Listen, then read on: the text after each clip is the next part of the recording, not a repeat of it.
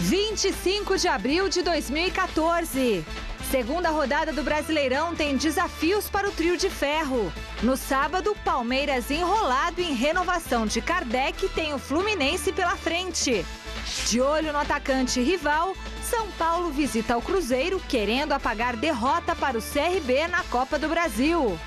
Domingo é dia de emoção no Pacaembu. Torcida do Corinthians se despede do estádio contra o Flamengo.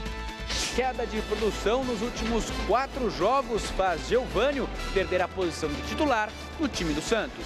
Procuradoria do STJD pede exclusão da Lusa da Série B. Amanhã a Portuguesa deve entrar em campo contra o Santa Cruz no Canindé. Ronaldo Fenômeno não se arrepende de ter se metido na organização da Copa do Mundo como uma espécie de político. Defende lucros da FIFA, critica a corrupção e superfaturamentos e pede resposta do povo brasileiro nas ruas e nas urnas.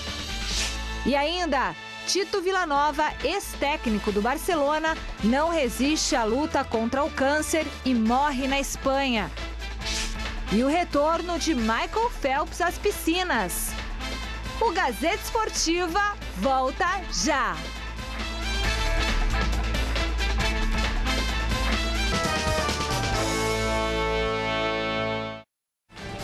Olá, ótima noite de sexta-feira para você. Chegou a sexta-feira, que maravilha! E nós começamos falando da segunda rodada do Brasileirão, que será emocionante para os grandes paulistas.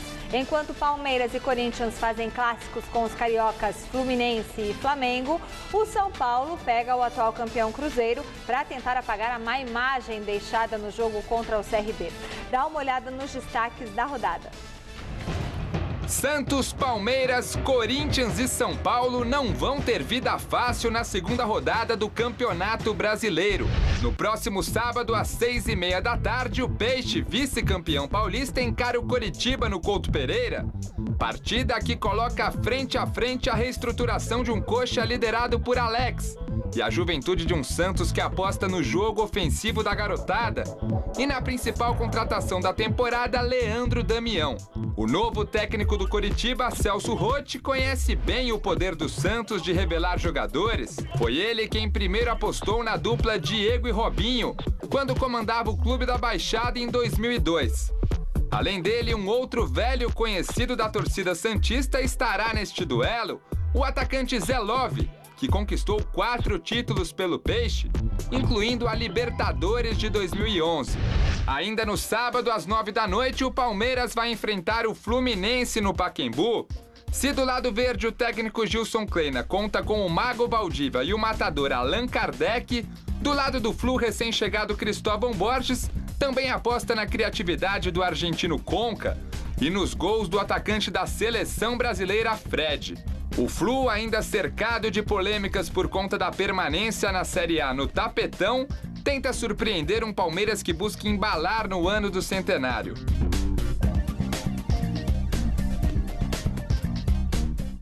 No domingo, às 4 horas da tarde, é a vez de São Paulo e Corinthians entrarem em campo. O Timão recebe o Flamengo em duelo que marca o reencontro de Mano Menezes com o ex-clube. Do outro lado, os flamenguistas Felipe, Chicão, Wallace e André Santos, que já atuaram no Corinthians, também passam pela mesma situação.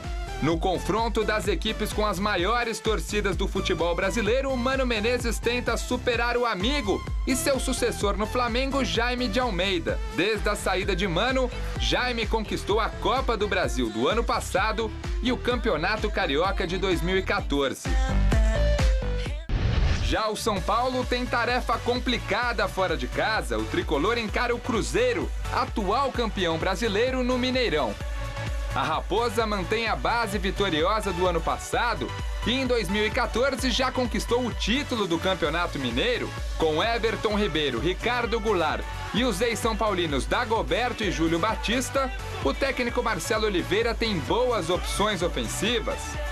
Lá atrás, o capitão Fábio carrega o peso de ser o goleiro que mais sofreu com as bolas paradas de Rogério Ceni.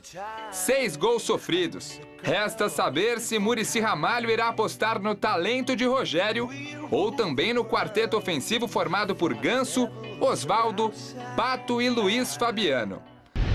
Final de semana com missões complicadas para os paulistas em um campeonato brasileiro que vai começando a esquentar.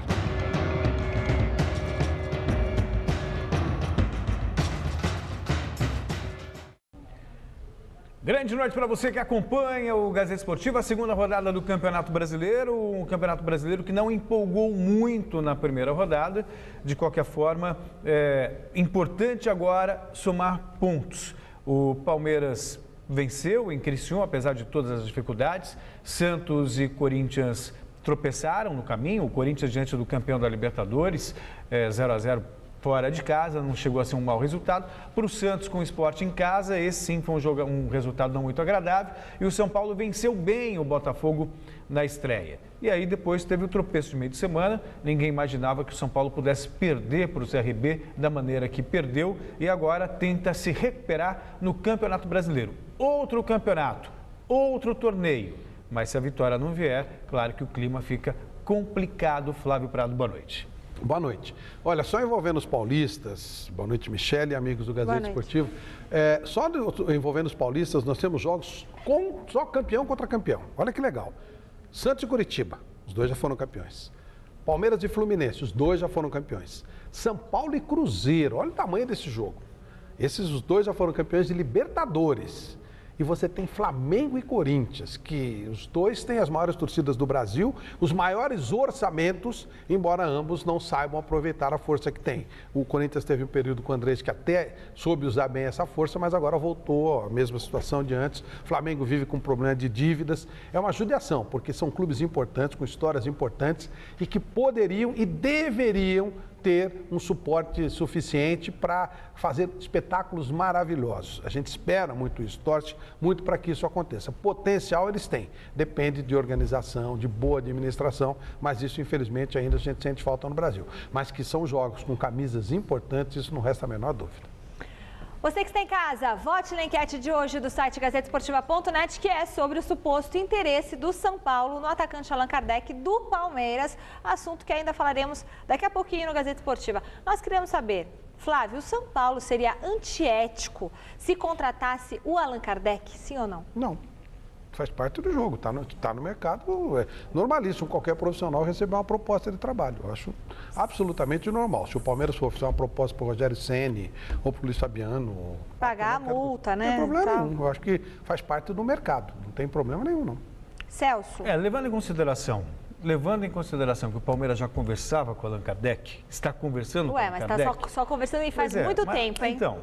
Seria elegante, veja só, elegante do São Paulo esperar que o clube e jogadores se resolvam para depois agir, né? Mas não está fazendo nada ilegal, está agindo dentro do mercado. Elegância, tudo bem, mas falta de ética e falta de respeito, não, normal, é mercado. Seria elegante esperar um desfecho para depois agir, afinal de contas o jogador já está no Palmeiras e está negociando. Aí o São Paulo fica sendo muito elegante, vem outro time e pega o Allan Kardec. A prioridade é do Palmeiras, essa é a questão. Não sei, então, deixa resolver e ver o que dá.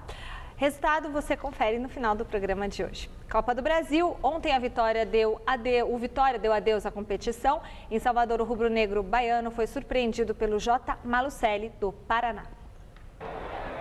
Vitória e J. Malucelli já haviam empatado por 1-1 na partida de ida.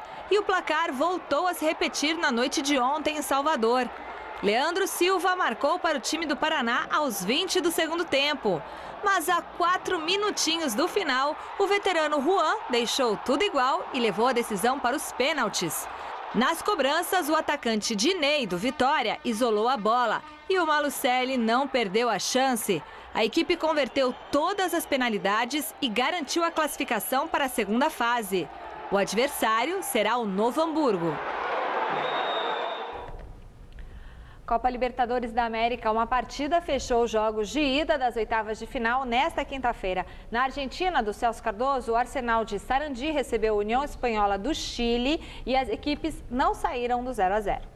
O Barcelona está de luto. Morreu hoje aos 45 anos o ex-técnico azul-grená Tito Vilanova. O treinador lutava contra um câncer na glândula parótida, diagnosticado em novembro de 2011. Vilanova foi internado na manhã de ontem em estado grave num hospital de Barcelona com problemas gástricos provocados pelo tumor. Durante a noite, o treinador catalão passou por uma cirurgia na garganta, mas hoje o quadro piorou e Tito não resistiu.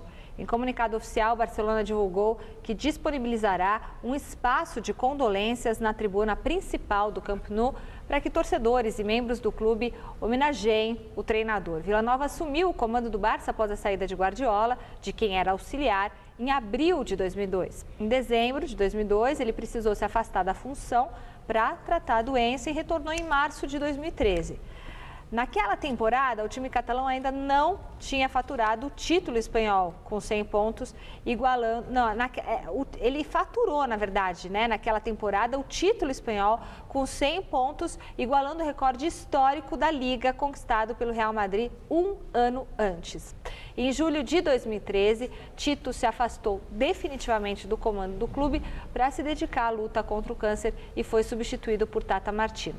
Como jogador, ele surgiu no final da década de 80, meio-campista, formado em La Masia, a base do Barcelona. Passou ainda por clubes como Celta e Mallorca, se aposentando no início dos anos 2000. O Tito é um símbolo da força da base do Barcelona. Ele foi um jogador de times pequenos, mas ele sempre teve muita ligação com essa base do Barcelona. O time que ele montou revelou Messi, revelou Piqué, revelou... tem mais um. Messi, Piqué e mais um. São três que foram revelados diretamente por ele, que ele acompanhou desde o sub-10, sub-12. Não é o Iniesta? Quem? O Iniesta, apenas. Messi, Iniesta, apenas isso ele revelou. E tinha um trabalho maravilhoso. Daí, quando o Guardiola saiu, naturalmente ele foi galgado ao cargo. Mas o problema do câncer o incomodou muito. O Barcelona foi muito leal com ele, o período que ele foi para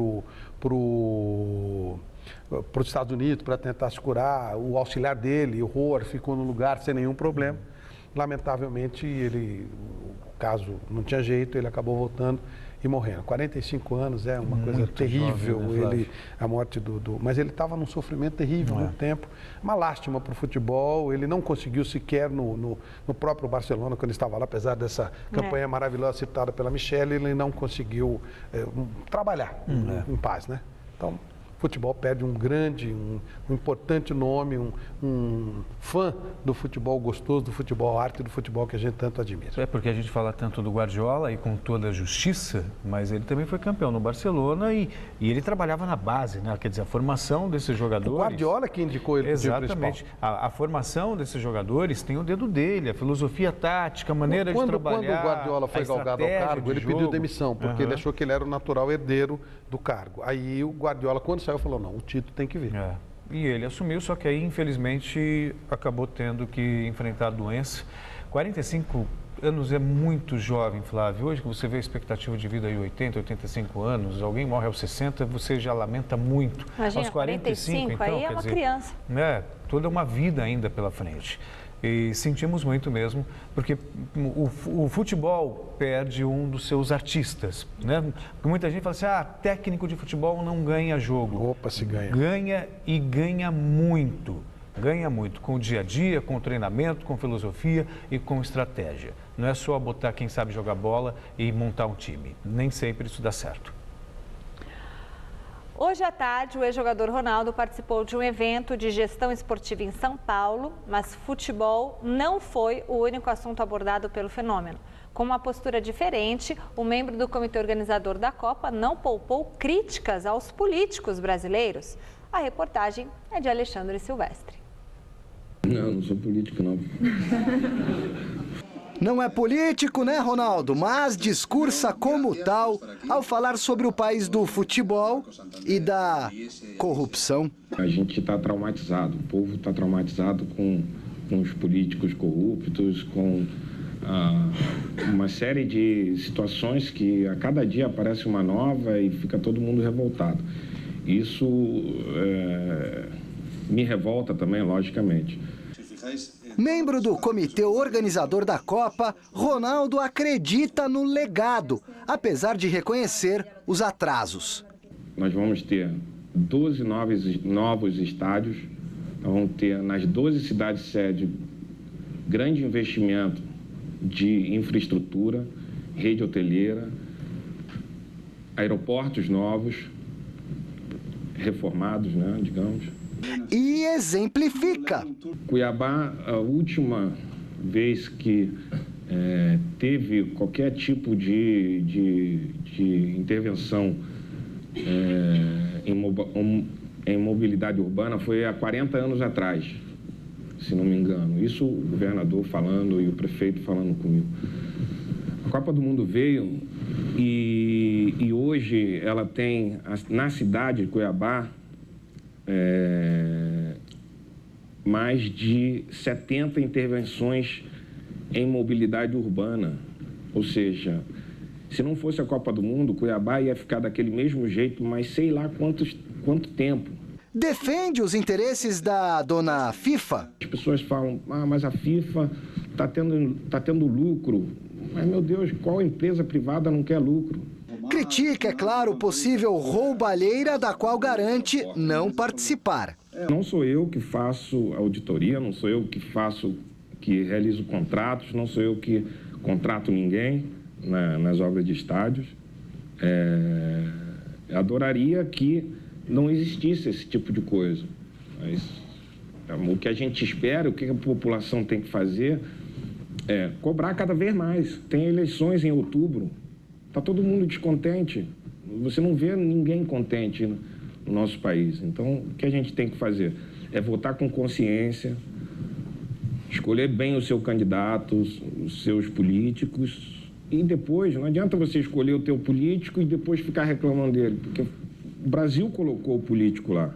É irônico ao responder a seguinte pergunta. O assunto é gestão de negócios no esporte. Eu queria saber de você se a CBF é uma boa gestora do futebol brasileiro, não no que tange à seleção, e sim aos clubes que disputam aqui os campeonatos. Você tem dúvida? Precisa da minha opinião? Já sei até o título amanhã, manchete. Fala ou não fala, meu Deus.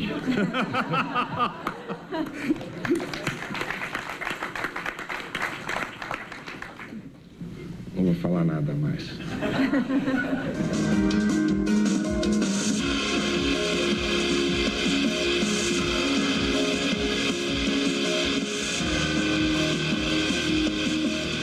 Divertido mesmo é lembrar do Ronaldo, o fenômeno, longe dessa história de política. Eleito 3 vezes o melhor jogador de futebol do planeta.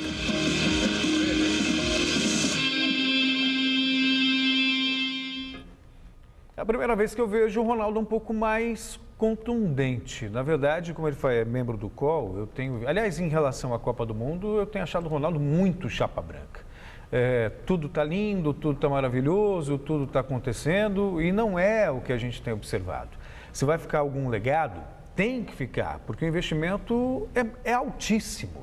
A questão é que houve um compromisso para a Copa do Mundo e o legado é importante para a população que paga os seus impostos. Não é só o evento em si. Então, esse legado tinha que ter chegado antes. Aliás, o pressuposto de uma Copa do Mundo no país era justamente a precipitação desse legado. O que a gente está vendo, estádio. Estádio não é necessariamente um legado para a população.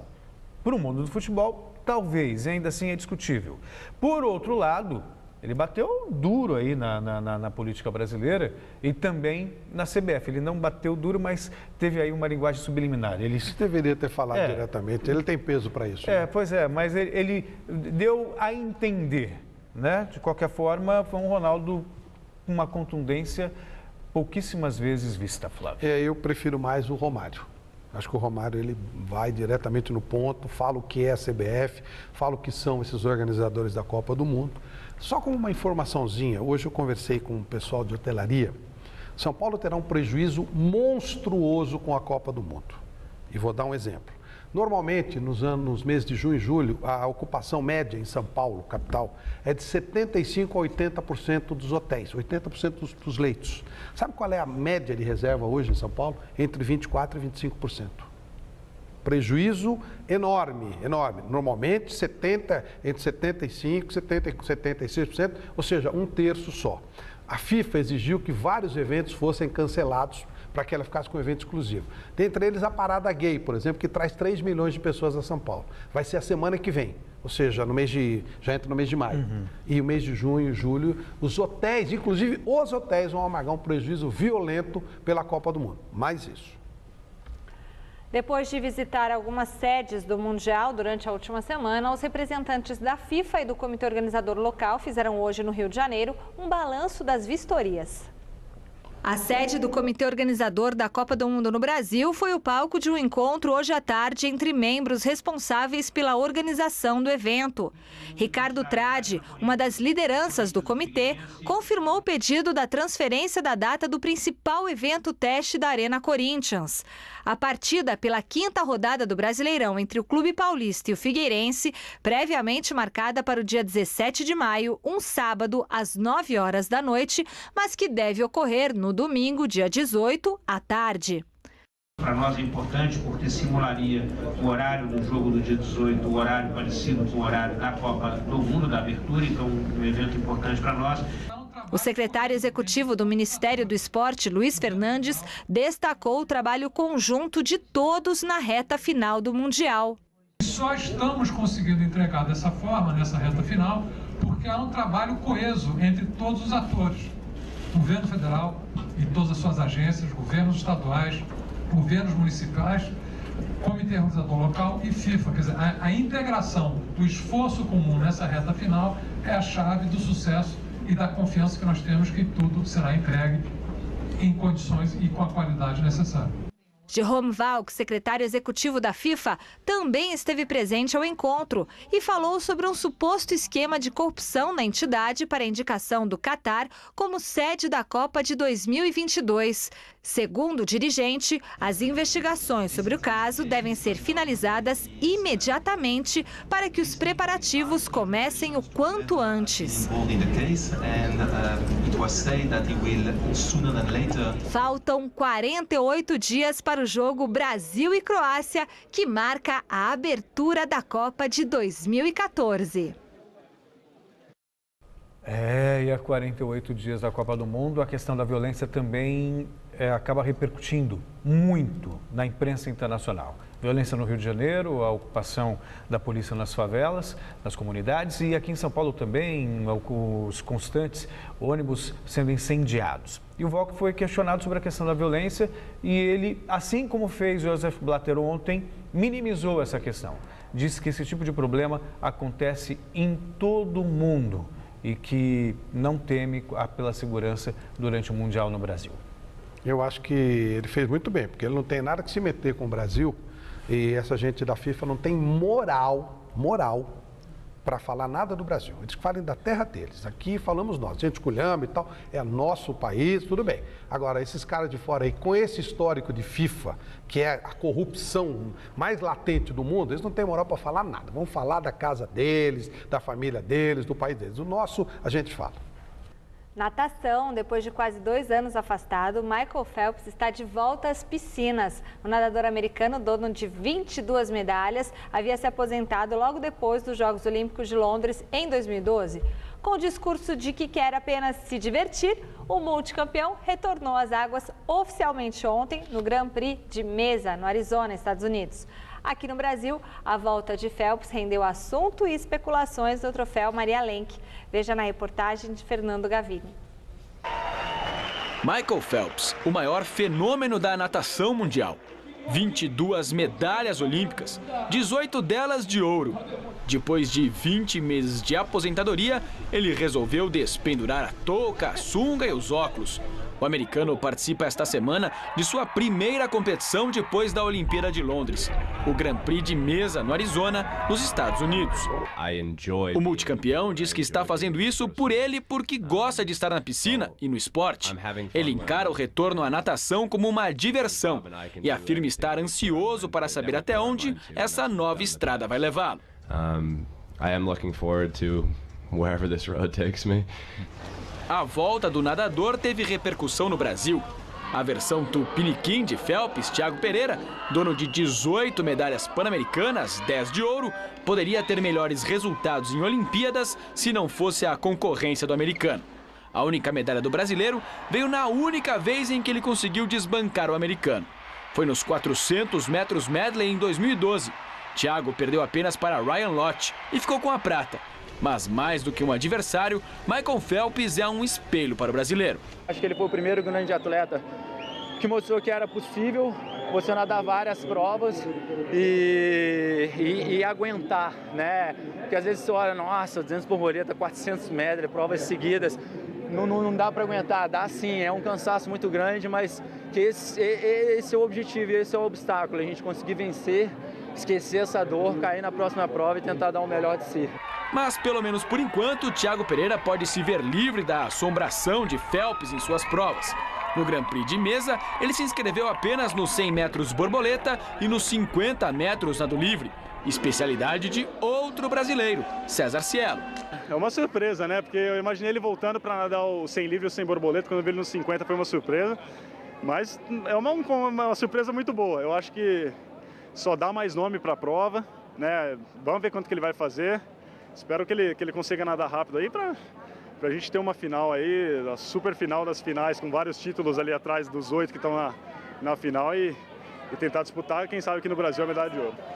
Quem foi por tanto tempo adversário de Phelps não acredita que ele vá parar por aí. Mesmo que o americano não volte para todas as provas que ele costumava competir antigamente. Não dá para saber o que ele vai querer, né? O que ele está planejando. Eu acho que ele não vai voltar a fazer todas aquelas provas que ele fazia, né? Mas eu acho que ele vai focar em algumas específicas. Quais vão ser? Acho que isso a gente só vai descobrir daqui a algum tempo. E seja lá qual forem as especialidades escolhidas, pode ter certeza que Phelps vai entrar para fazer o que sempre fez: vencer. É o Phelps, né? São mais de 20 medalhas olímpicas, né? São 8 medalhas de ouro em uma só Olimpíada. Então, eu acho que é um cara que a gente pode esperar qualquer coisa. Bom, e no Grand Prix de mesa, Michael Phelps voltou com um pódio. Ele ficou em segundo lugar na prova dos 100 metros borboleta, atrás do amigo e rival nas piscinas, Ryan Lott. Hoje, ele participou da prova dos 50 metros livre, mas não avançou à final. Ao contrário dos adversários, o Phelps utilizou as preliminatórias para treinar o estilo borboleta e não se classificou para os tiros finais do dia.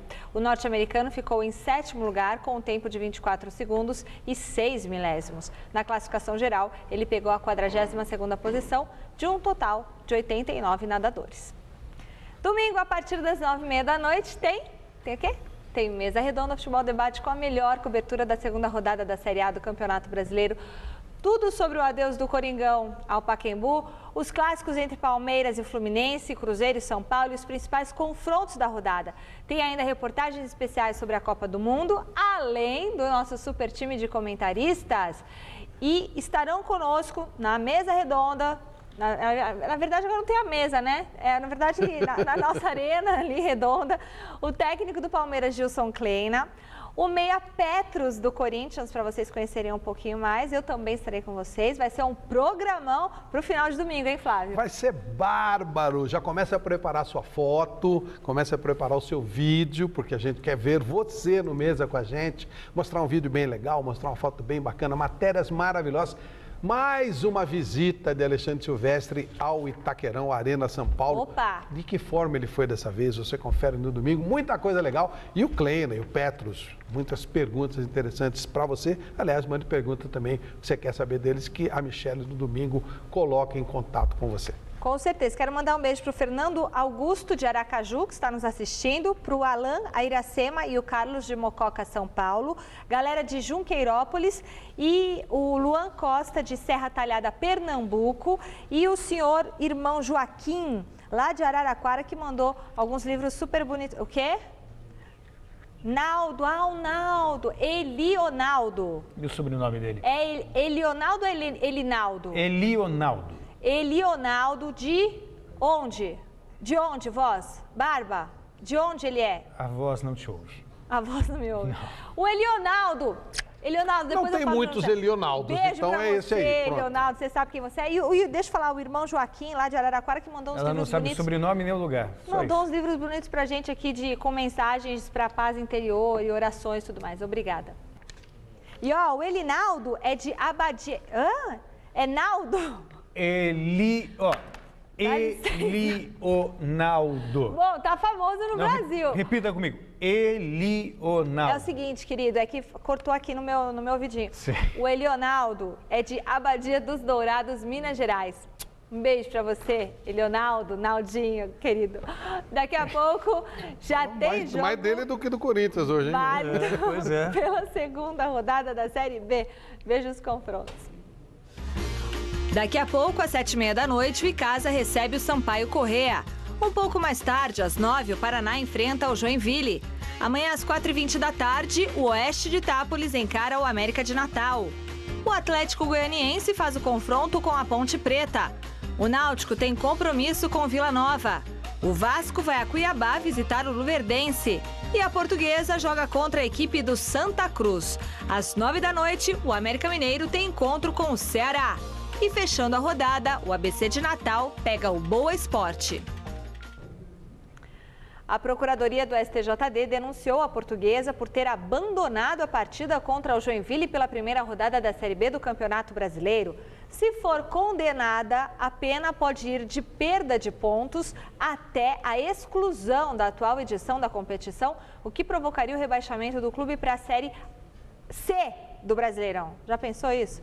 Enquanto isso, os jogadores tentam esquecer os problemas do clube fora de campo, se preparam para jogar amanhã contra o Santa Cruz, no Canindé. Realmente está difícil de esconder a insatisfação.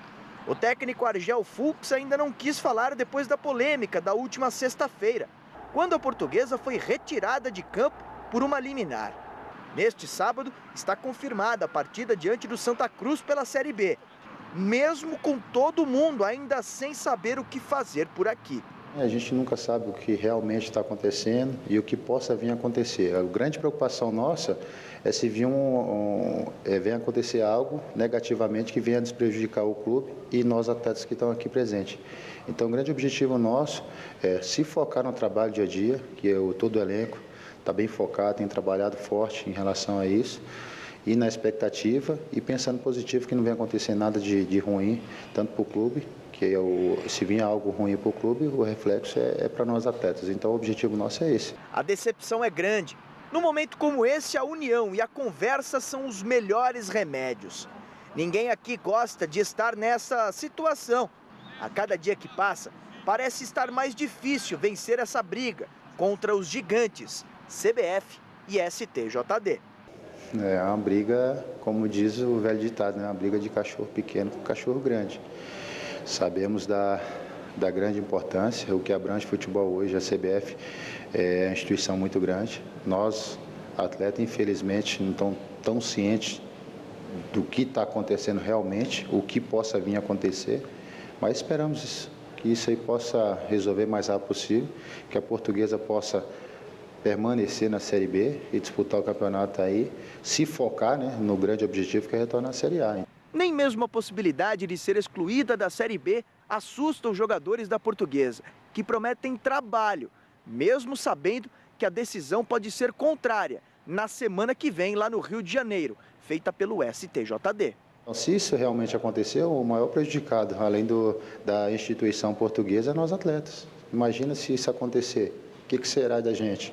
Todos os clubes, os elencos, todos fechados, nós jogadores vão ficar desempregados, todos, funcionários. Então, é uma instituição muito grande que abrange muitas pessoas e por trás dessas pessoas que trabalham no clube, tem famílias. Então, a gente espera aí que isso aí possa se resolver o mais rápido possível.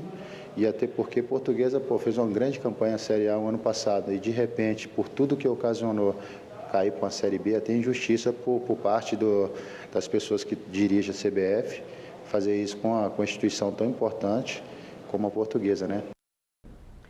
Veja os confrontos que agitam a segunda rodada da Série A do Brasileirão. Amanhã às 6h30 da noite, o Coritiba enfrenta o Santos no Couto Pereira. Às 9h, o Palmeiras tem compromisso com o Fluminense no estádio do Pacaembu. No domingo, às 4 da tarde, o Botafogo recebe o Inter no Maracanã. Em Uberlândia, o Cruzeiro tem pela frente a equipe do São Paulo. O Vitória encara o Atlético Paranaense no estádio Pituaçu, em Salvador. E no Pacaembu, o Corinthians faz o confronto diante do Flamengo. Às 6h30 da noite, o Goiás pega o Criciúma em Itumbiara. Na Ilha do Retiro, o Sport Recife tem encontro com a Chapecoense. O Figueirense enfrenta o Bahia em jogo marcado na Arena Barueri. E fechando a rodada, o Atlético Mineiro visita o Grêmio em Porto Alegre. Depois de demitir Paulo Autuori, o Atlético Mineiro não perdeu tempo e já anunciou o substituto do treinador.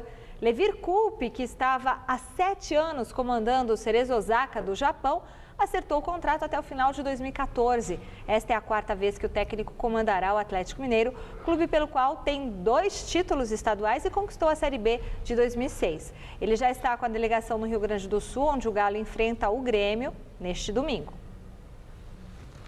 Bom reforço? Eu achei lamentável de novo a demissão do Paulo Autuori, que é um técnico extremamente competente, estava dando um padrão de jogo. Foi nessa mesma linha ontem. Claro. Ele deu um padrão de jogo para o Atlético de jogar igual em casa e fora, mas isso tem os seus problemas e as suas dificuldades. Infelizmente, o Atlético não é diferente dos outros, né? Ele perdeu o campeonato estadual. E perdeu de 1-0 para o Atlético Nacional de Medellín, um dos melhores clubes da América. Na Colômbia. Favorito a título de campeão. Mas, enfim, né, a cabecinha de dirigente não muda nunca. E o Levir é um bom técnico, um bom profissional, claro. A fábrica de craques, que se tornou a base do Santos, chamou a atenção da Unicef, organização mundial que atua na defesa dos direitos das crianças, e rendeu ao clube da Vila Belmiro uma nova parceria. E falando em jovens promessas, uma delas não estará na equipe titular que enfrenta o Coritiba amanhã no Couto Pereira. Veja na reportagem de Fernando Gavini. O clube que se orgulha de ter a juventude em seu DNA. Não foram poucos os que chegaram meninos no Santos e se transformaram em craques. O último foi Neymar, hoje no Barcelona. O mais famoso de todos, claro, o Rei Pelé. Eu fico feliz de poder estar aqui, porque eu cheguei aqui com 10 anos, 12 anos mais ou menos eu passei aqui, mas com 15 anos eu fiz o contrato. Hoje o Santos tem 20 mil crianças em suas 90 escolinhas espalhadas pelo mundo e quase 2 centenas de garotos em suas categorias de base. Desde o sub-11, né, até ele se tornar um profissional adulto, o Santos dá muita importância à formação do cidadão. Essa preocupação chamou a atenção da Unicef. O órgão das Nações Unidas, que promove a defesa dos direitos da criança e do adolescente, assinou o contrato de parceria com o clube. A gente vai escrever agora nos próximos dias, a 4 mãos, um plano de ação, de mobilização. Vamos reforçar muito nesta época dos mega eventos esportivos aqui no Brasil, o fato que cada criança, cada adolescente no mundo inteiro tem direito ao esporte seguro e inclusivo, que ainda não chega a todos os adolescentes e crianças aqui no Brasil e no resto do mundo. A nova camisa do Santos, com a marca da Unicef estampada no peito, vai estrear neste sábado, no jogo contra o Coritiba, no Couto Pereira, pelo Campeonato Brasileiro. Mas o time que vai entrar com ela em campo será diferente daquele que o torcedor está acostumado. Além dos machucados, Arouca, Mena e Neto, Oswaldo de Oliveira resolveu sacar a principal revelação do Santos na temporada, o jovem Geovânio. Com 7 gols marcados e 13 assistências, o jogador participou diretamente de quase 40% dos gols do Peixe em 2014. Mas caiu de rendimento. Sumiu nas finais do Paulista e não marca gols há 4 partidas. No lugar dele, entra o volante Alan Santos. Assim, Cícero vai para a meia e Gabigol para o ataque. Eu acho que isso é normal, o que está acontecendo com ele, essa caída assim. O mais importante é ele ter consciência, como ele já mostrou que tem, né, sabendo que não tá jogando bem, isso que é o mais importante. E eu tenho certeza que com a qualidade que ele já mostrou em alguns jogos aqui no Campeonato Paulista, ele possa retornar a jogar dessa mesma forma para nos ajudar, porque vai ser uma peça importante. Agora é hora de falar do Palmeiras. O torcedor palmeirense, como o nosso Barbosa, anda preocupado com o futuro do atacante Allan Kardec. O silêncio da diretoria sobre o assunto só piora a sensação dos palmeirenses de que o centroavante não vai permanecer no clube. Essa é a sensação, né, que fica. E ainda tem mais, ele é dúvida para o confronto desse sábado contra o Fluminense. Adriano Dolfi tem as informações direto da Academia de Futebol.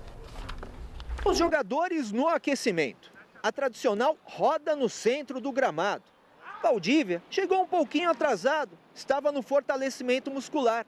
Mas ali, uma ausência, a do atacante Allan Kardec. Pois é, e Allan Kardec não participou da atividade agora há pouco aqui na Academia de Futebol.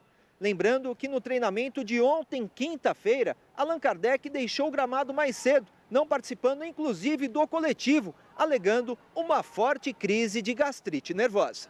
O técnico Gilson Kleina retornou aos vestiários. Seria para obter informações do camisa 14? Fato é que muitas fofocas e informações desencontradas, além de uma grande demora da diretoria na negociação, deixaram outros clubes rivais interessados no futebol do jogador. Tudo isso está deixando Allan Kardec mais longe do clube. E agora há pouco, a assessoria de imprensa confirmou uma informação da comissão técnica. Allan Kardec está fora da partida contra o Fluminense neste sábado às 9 da noite no estádio do Pacaembu, gerando uma suspeita ainda maior de que o atacante pode estar deixando o Palmeiras. A informação que surge com mais força neste momento é a de que o atacante pode estar pulando o muro e indo para o arquirrival São Paulo, que teria oferecido valores maiores ao Benfica e também em termos de salários ao jogador.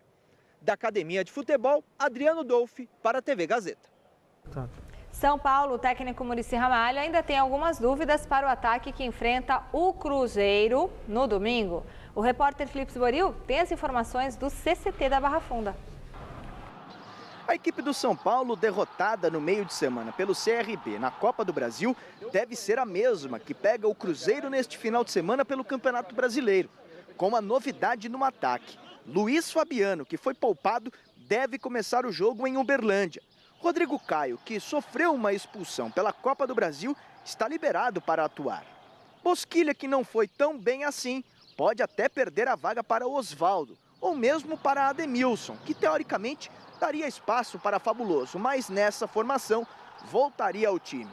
Um problema saudável para o técnico Muricy Ramalho, que está com um olho no time e o outro no atacante do rival, Palmeiras. A diretoria do São Paulo já não esconde de ninguém que está interessada em Allan Kardec. O atacante chegaria ao tricolor com o aval do técnico Muricy Ramalho, com quem trabalhou no Santos. A diretoria do São Paulo parece ter feito uma proposta superior à do Palmeiras. O Verdão nos bastidores corre atrás para tirar essa diferença. E nos próximos dias saberemos ao certo que camisa Allan Kardec vai vestir neste segundo semestre, logo após a Copa do Mundo. A verde e branca, que ele está acostumado, ou a tricolor. Bom, o presidente Carlos Miguel Haddad disse que vai partir para grandes frutos, para grandes tentativas. Talvez queira começar pelo Allan Kardec. Eu entendo que cada um tem a sua filosofia e o Palmeiras tem um jeito de trabalhar. E ele não pode quebrar esse jeito de trabalhar. A filosofia tem que continuar. Óbvio que o Allan Kardec faz diferença para o Palmeiras, mas não a ponto do Palmeiras quebrar a estrutura, filosofia de pagamento para ficar com o jogador. Eu entendo que o clube tem que estar acima de qualquer situação. E se o São Paulo pagar mais e não for um valor que o Palmeiras possa cobrir, boa sorte para o Allan Kardec e o Palmeiras se vira. Tenho certeza disso.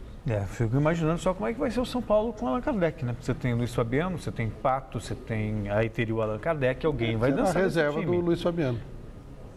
Será que ele topa sair do Palmeiras, onde tem essa... Não é questão de topar, ele joga menos que o Luiz Fabiano e na posição do Luiz Fabiano vai ser reserva do Luiz Fabiano. Não, isso aí. É o normal. Eu fico imaginando uma opção que o jogador gosta de atuar. Mas... O Palmeiras ele não é só titular, como tem status de principal jogador. No São Paulo, ele de estrela, e é querido. No São Paulo ele teria que brigar ali com dois jogadores que num primeiro momento são titulares indiscutivelmente. Pois é. Né?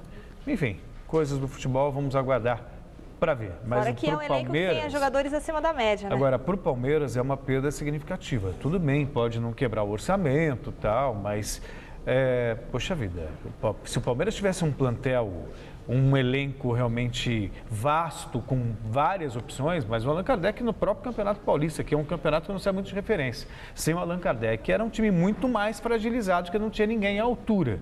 Vai penar o Palmeiras. O Allan Kardec ele foi eliminado pelo Ituano, quer dizer...